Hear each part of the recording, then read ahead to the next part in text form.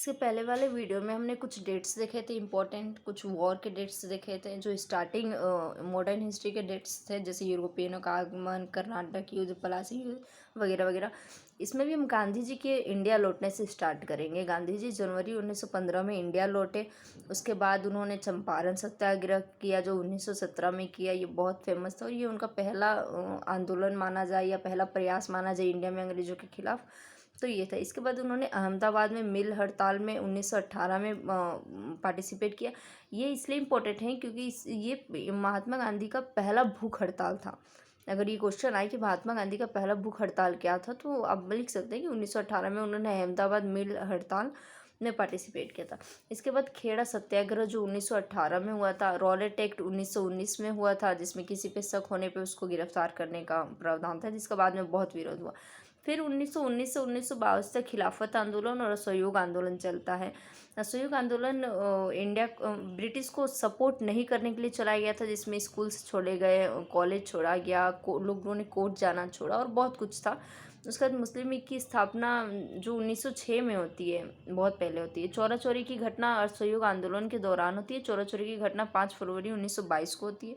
फिर स्वराज पार्टी का गठन होता है 21 दिसंबर 1922 को।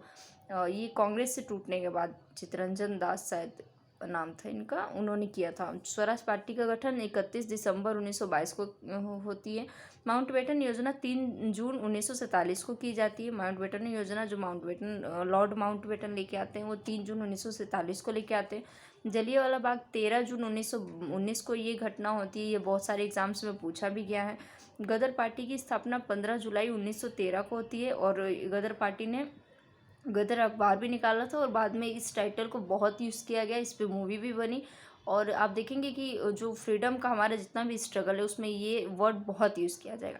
आज़ाद हिंद फौज की स्थापना 31 अक्टूबर को होती है। इसके बहुत सारे डेट्स मिलते हैं, लेकिन बायजूस और दृष्टि जैसे अच्छे अच्छे इंस्टीट्यूट इसी डेट्स को इस्तेमाल करते हैं, इसलिए मैंने ये डेट लिखा। लेकिन इसके डेट्स आप देखेंगे हर जगह अलग अलग मिलते हैं। इसके बाद अगस्त प्रस्ताव आता है जो 8 अगस्त 1940 को पारित किया जाता है। नमक सत्याग्रह 12 मार्च से लेके 6 अप्रैल 1930 में होता है।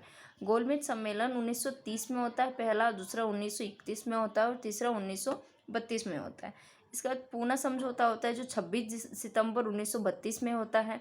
भारत छोड़ो आंदोलन 1942 में होता है और भारत स्वतंत्रता अधिनियम 1947 में पारित किया जाता है। इसके बाद तो हम लोग आज़ादी हो जाते हैं। तो ये कल भी कुछ इंपॉर्टेंट डेट्स थे, आज भी कुछ इंपॉर्टेंट डेट्स हैं। आप इन्हें पढ़िए और ऑफ कोर्स एग्ज़ाम क्रैक कीजिए। Okay bye, thank you.